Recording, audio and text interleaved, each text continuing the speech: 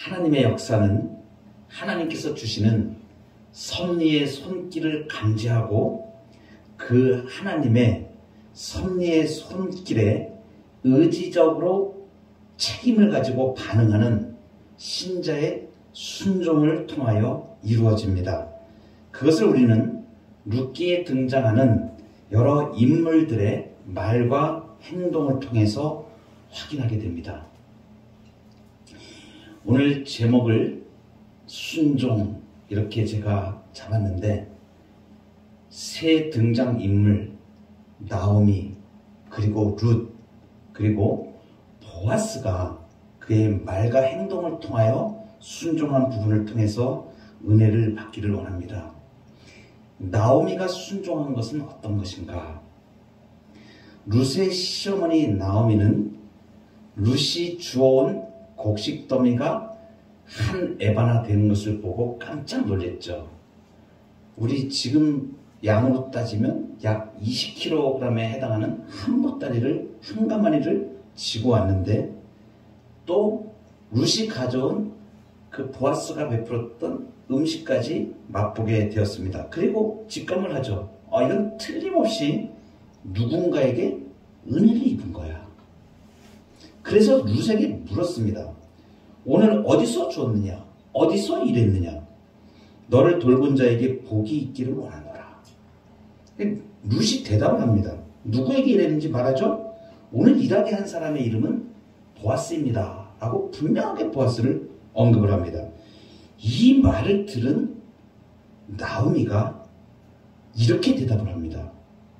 그 사람은 우리와 가까우니 우리 기업을 물을 자 중에 하나이니라. 이렇게 얘기합니다.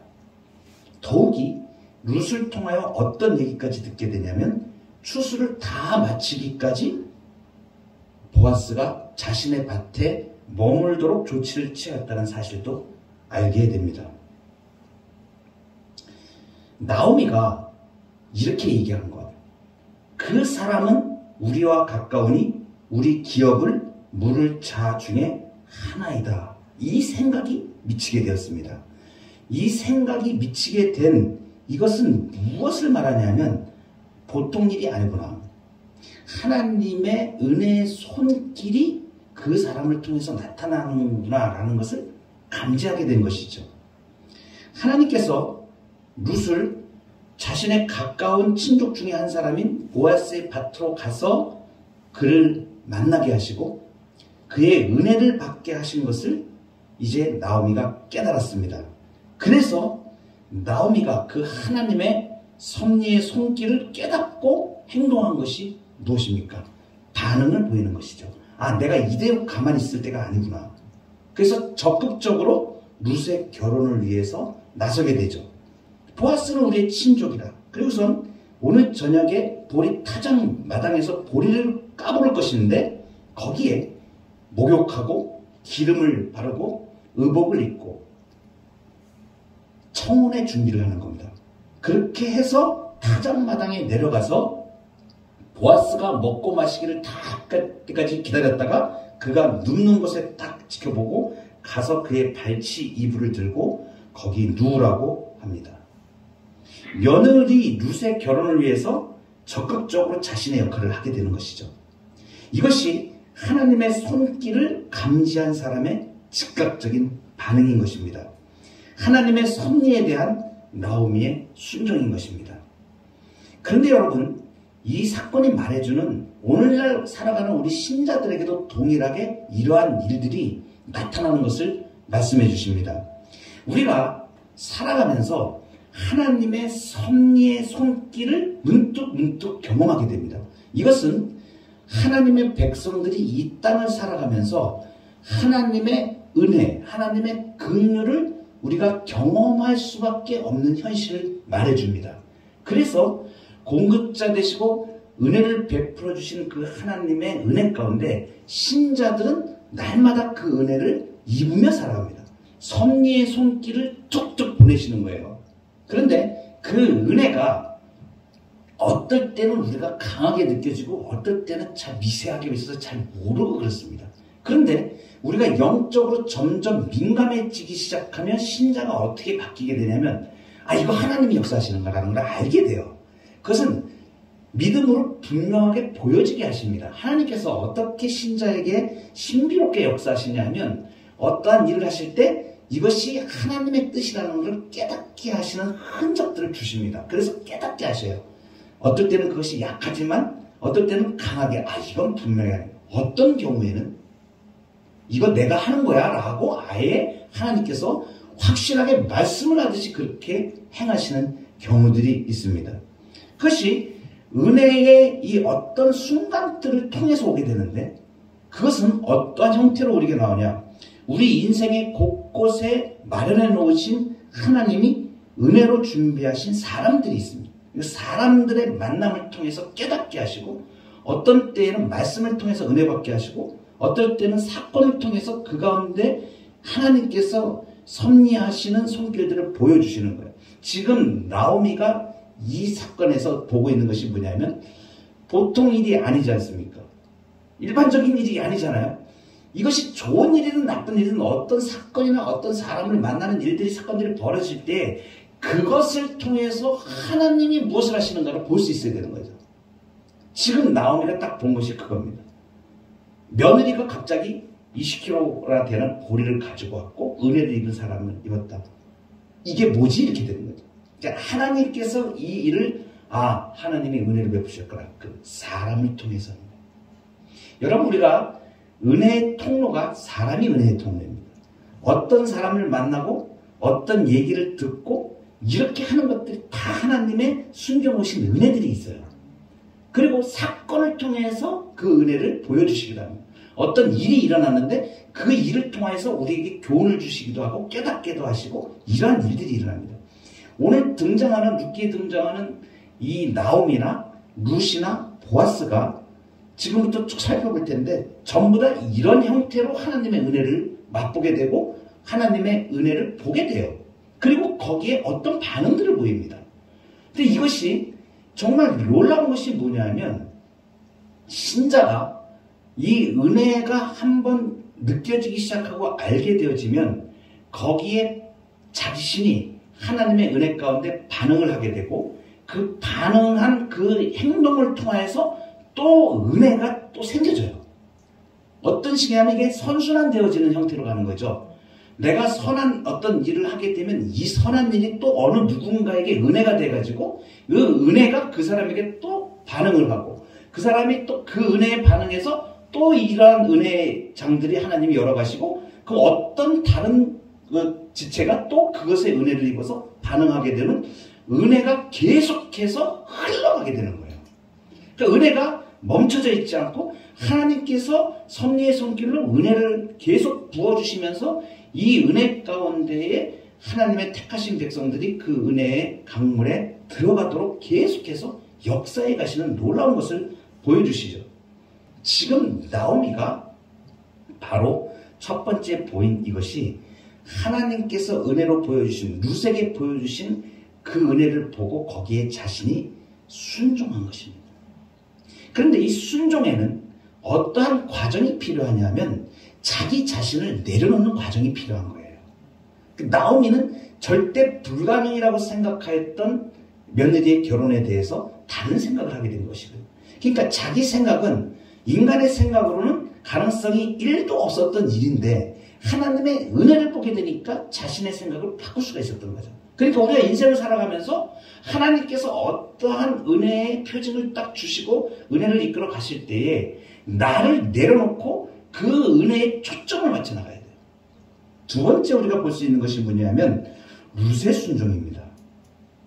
룻이 모압 여인인데 이 사람이 하는 행동을 오늘 성경 말씀에서 너무 분명하게 말씀을 해주시는데 우리가 오늘 6절부터 보았는데 지난번에 보았던 3장 5절에 보면 이렇게 말씀하십니다.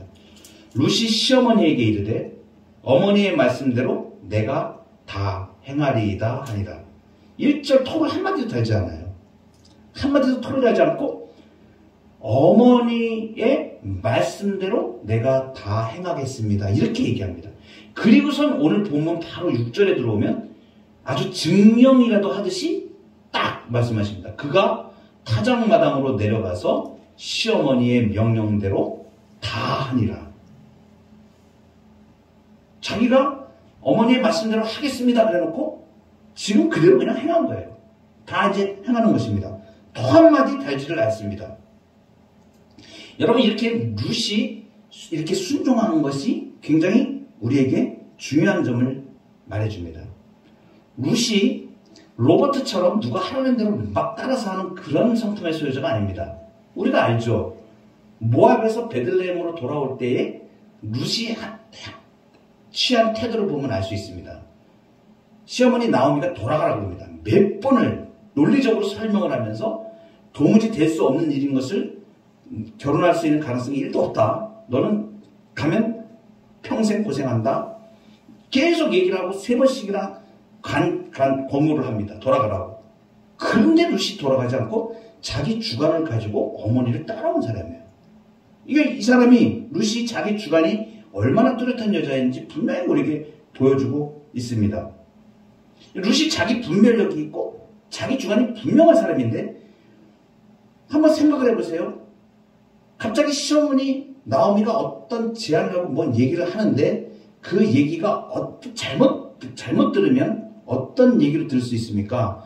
뭐 외간 남자한테 가서 성적으로 유혹을 해가지고 불륜 행각을 하라는 이런 뜻으로 받아들일 수도 있습니다. 모르는 남자 가서 발꿈치를 들고 그 이불을 들고 그 밑에 들어가라고 얘기하는 건데요. 물론 나오미가 이 친족이다 하고 이러한 내용들을 뭐 자세하게 설명하는지 안 하는지 그것은 설명되어 있지 않습니다. 그런데 내가 주관적으로 생각할 때 그 부분을 받아들이지 않으면 아무리 좋은 논리로 설득을 해도 받아들이지 않는 게 사람의 마음입니다. 그런데 오늘 본문에 나오는 부분은 희한할 정도로 룻이 그 시어머니의 말씀에 그대로 그냥 또 한마디 달지 않고 그대로 행하겠습니다 하고 그대로 따라서, 이것은 청혼을 하는 거거든요.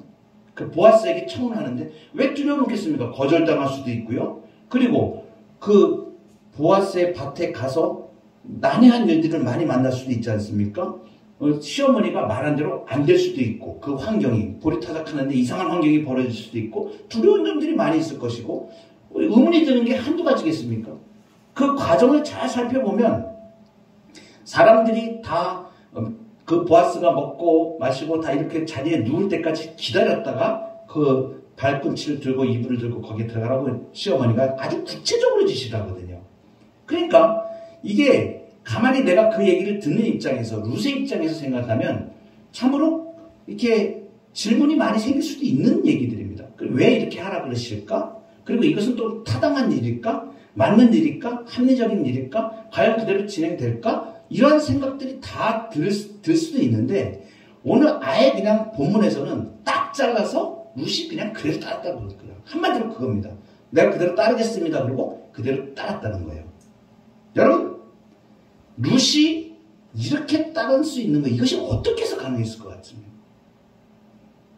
이것은 하나님의 은혜가 흘러갈 때 어떻게 흘러가게 하시냐면, 그 시어머니의 말씀이 이 룻에게 다른 것을 생각나지 못하도록 하나님의 말씀으로 들려지는 거예요. 그가 이 말씀을 받을 때 다른 것을 생각나지 않게 하시는 겁니다. 이건 놀라운 일입니다. 하나님의 섭리가 들어갈 때에 시어머니의 말을 통해서 가만히 논리적으로, 이 보아스는 우리 친족인데 이렇게, 물론 힌트는 주었죠. 이 사람은 우리 친족으로서 기업 물을 자이다 라는 것을 알려주기는 했습니다. 2장 20절 이렇게 앞에 부분에 가보면. 그러니까 이러한 기반이 이 룻의 마음속에 이 말씀을 받을 수 있는 그러한 인도를 받게 했고, 아주 더 중요한 것은 이것입니다. 마지막에 지시를 하고 나서 나오미가 딱 시어머니가 던지는 아주 중요한 말이 이것입니다. 그가 네 할 일을 네게 알게 하리라.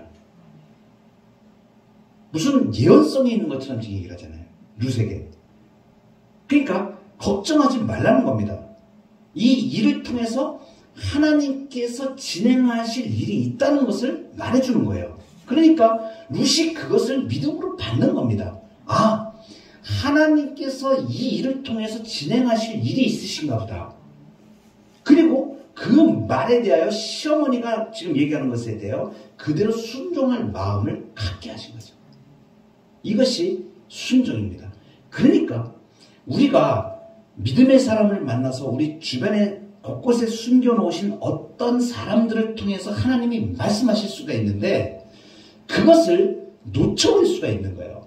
그걸 놓치면 다른 소리가 들리는 거죠. 세상적인 것만 보이고 의문점들만 들고 그런데 그 하나님께서 말씀하신 그 초점을 분명하게 딱 선명하게 잡으면 그것을 통해서 하나님이 이루실 것을 보게 되고 그 앞에 순종할 수 있게 나아가는 것입니다. 여러분 우리가 신앙생활을 하면서 수없이 많은 말씀을 듣게 됩니다. 이 강단에서 선포되어지는 말씀은 하나님께서 준비해서 성도들에게 주시는 말씀이에요.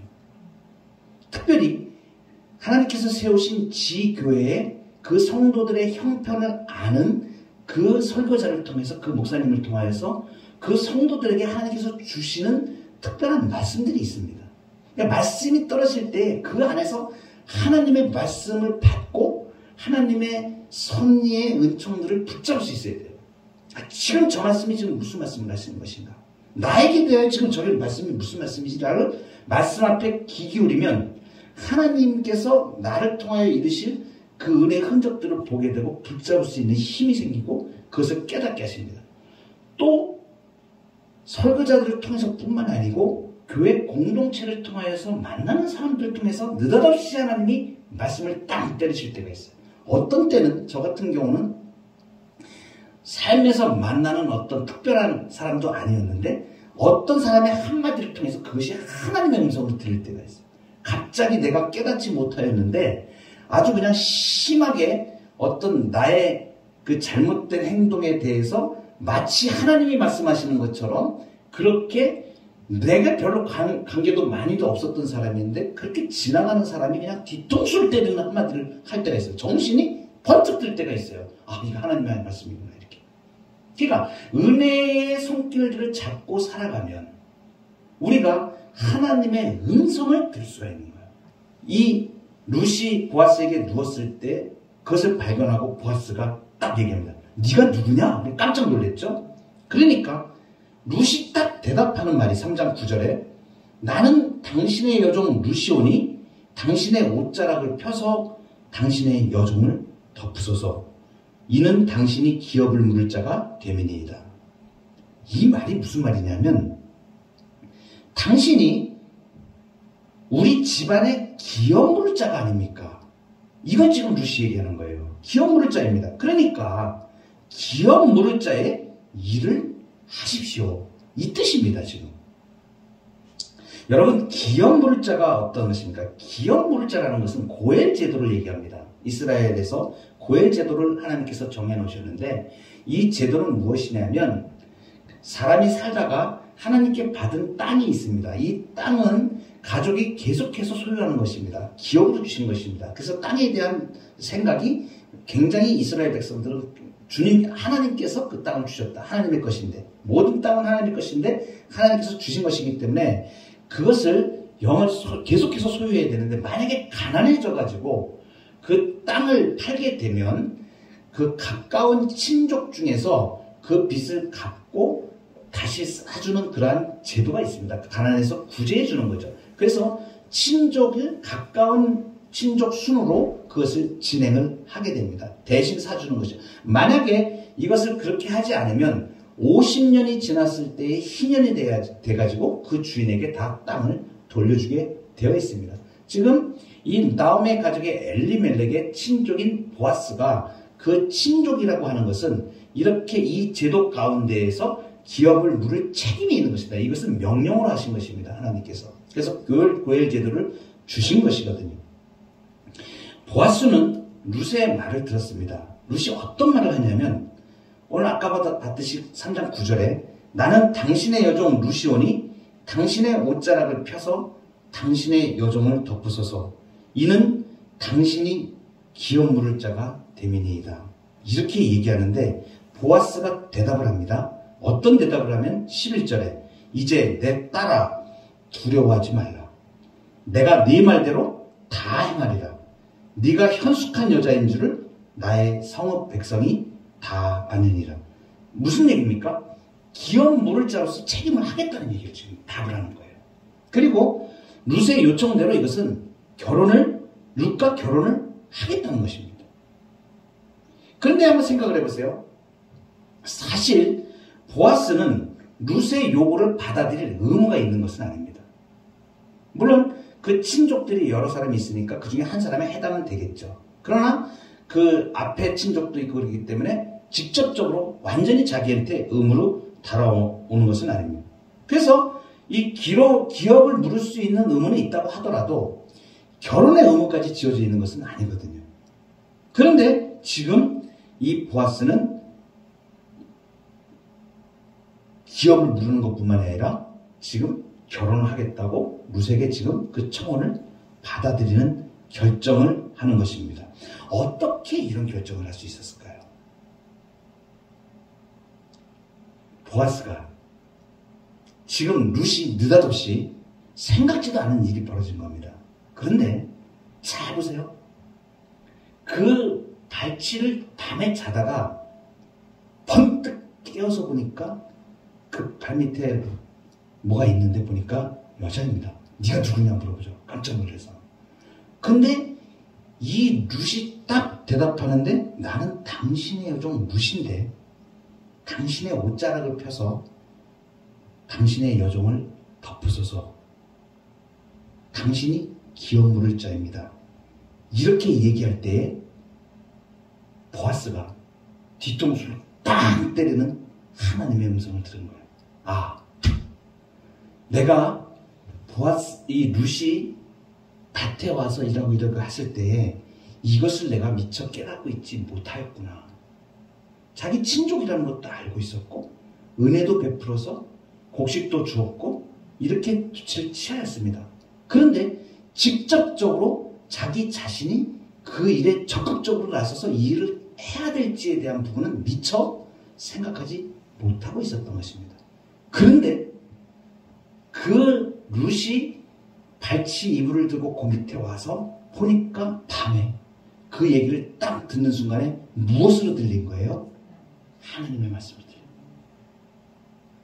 그러니까 이 보아스가 그 자리에서 결정을 합니다. 그런데 여러분, 이 보아스가 무조건 하나님의 음성을 듣던 무조건 여기에 대응하나 그렇지 않은 사람들도 많이 있습니다. 뒤에 이어서 가면 나보다 기업 물을 자가 선순위가 있다. 그런데 아무개라고 나옵니다. 이름도 안 나와요, 그 사람은. 그런데 그 사람은 포기를 합니다. 고무신을 던져서 나는 이 일에 나 상관없다. 난 내가 안 하겠다라고 포기를 합니다. 여러분, 이 사건이 말해주는 아주 중요한 것이 있습니다. 무엇이냐면 이 시대가 지금 어느 시대라는 거예요. 이 시대는 지금 이상한 상황입니다. 우리가 1장에 처음 들어갈 때에 룻기를 들어갈 때에 그래서 사사 시대에 대해서 우리가 살펴봤습니다. 자기 소견에 다 옳은 대로 행하는 시대라고 그래요. 그러니까 지금 이 보아스는 그 시대 상황으로 보면 이상한 사람인 것입니다. 지금 그 시대의 사람들은 하나님이 제대로 정하여 주신 그것에 창념하지 않을 뿐만 아니라 자기의 이익을 따라서 사는 시대의 대부분의 사람들이 그렇게 살고 있다는 것이죠. 그리고 자기가 의무를 가진 거나 하나님의 법은 안중에도 없고 자기의 이익을 따라서만 사는 시대라는 것입니다. 그런데 이 보아스가 갑자기 자기 사건에서 자기가 먹고 쉬고 자고 있는데 느닷없이 룻이라는 여인이 발치에 들어와서 그 말을 할 때 당신의 옷을 펴서 당신의 날개로 나를 덮으소서 라고 할 때 이 보아스가 무엇을 보았냐면 자신은 그것을 의무로 하지 않아도 됩니다. 그런데 무엇을 본 거냐면 하나님께서 당신의 백성들을 향하여 언약적으로 베풀어 놓으신 그 자비의 법을 보게 된 거예요. 그러면서 이 룻의 말을 통해서 자기가 잊고 있었던 번뜩 하나님의 자비의 법이 자신 안에 강탈을 한 겁니다. 이것이 하나님의 은혜를 베푸는 일이구나 라는 것을 그 룻의 말을 통해서 깨닫게 된 것이죠. 그래서 이 보아스가 하나님의 언약적인 사랑에 근거한 헤세드, 하나님의 언약에 근거한 사랑을 이 룻의 입을 통하여서 확인하면서 거기에 자기가 반응한 것입니다. 그래서 내 이익과 관계없이 내가 이 자비를 베풀어야 되는구나 라고 결정을 하고 룻에게 자비를 베풀게 된 것입니다. 결국 룻이 시어머니 나오미의 말씀대로 순종하여 보아스에게 요구한 것이 무엇이냐면 하나님의 언약적인 사랑에 근거한 그 자비를 호소한 겁니다. 의무적으로 보아스가 할 수 있는 것은 아닙니다. 안 해도 되는 일이에요. 그런데 룻은 그 하나님의 언약적 사랑에 근거한 그 사랑을 베풀어 주십시오라고 보아스에게 요구한 것이고 그렇게 부탁한 것이고 보아스는 룻의 말을 들을 때에 이것이 하나님의 음성으로 들려진 것입니다. 그래서 거기에 자비와 사랑으로 행하게 된 것이죠. 문득문득 우리의 삶 속에 이런 하나님의 음성이 들립니다. 갑자기 내 주변에 어려운 사람이 생깁니다. 불쌍한 사람이 생깁니다. 갑자기 어떤 어려움에 처한 선교사님이 나에게 다가올 때가 있습니다. 그럴 때 하나님께서 음성으로 말씀하십니다. 도와야 되지 않니? 너 이 일 해야 되지 않니? 이것이 하나님께서 주시는 음성들이에요. 성령의 손길을 통해서 우리를 통하여 하나님의 헤세드, 구원의 역사가 흘러가도록 하나님께서 은혜를 주신 사람들을 통하여 그 일을 하게 하시는 거예요. 그리고 그 음성에 우리가 초점을 맞췄을 때 하나님의 은혜의 도구로 하나님의 구원 역사에 쓰임받는 일로 우리가 나아가게 돼요.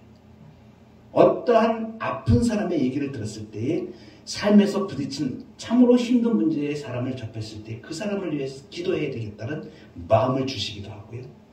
문득문득 만나면서 하나님께서 음성처럼 들리듯이 이 일은 네가 해야 되지 않냐라고 말씀해 주시는 것들이 있습니다. 그럴 때 하나님의 말씀하시면 하나님의 섭리의 은혜를 통해서 나에게 주시는 내가 은혜를 받았기 때문에 그 은혜를 흘려보내는 자로 살아야 되는 보아스와 같이 하나님의 언약에 근거한 사랑을 실천하는 자로 이렇게 살아가는 이 모습이 순종의 삶인 것입니다. 우리의 삶 가운데 지나가는 모든 여건 속에서 하나님이 문득문득 나에게 주신 은혜를 따라서 그것을 하나님께서 하라고 말씀하실 때 주저함 없이 결심하고 말씀해서 다른 하라고 하시는 대로 보아스와 같이 하나님의 음성으로 듣고 그것을 믿음으로 기도하며 결단하며 하나님 앞에 순종해 나가는 삶으로 우리 모두가 나아가기를 간절히 바랍니다.